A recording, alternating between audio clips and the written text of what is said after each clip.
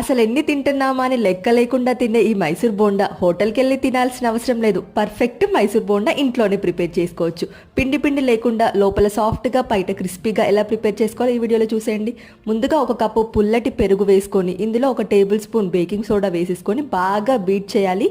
విస్కర్తో ఇలా బీట్ చేస్తే ఇలా బబుల్స్ ఫామ్ అవ్వాలి.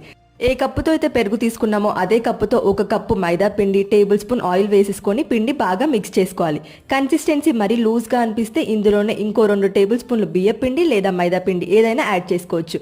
ఇక పిండి వేసుకున్న తర్వాత దన అని ఒక 5-6 నిమిషాల పాటు బాగా బీట్ చేసుకోవాలి. ఇలా బీట్ చేయడం వల్ల పిండి ఏరీగా ఫామ్ అయ్యి బోండా ఫ్లఫీగా వస్తాయి. 5-6 గంటల పాటు నానిన తర్వాత పచ్చిమిర్చి, అల్లం, టేబుల్ స్పూన్ జీలకర్ర, సాల్ట్ వేసుకొని బాగా కలుపుకోవాలి.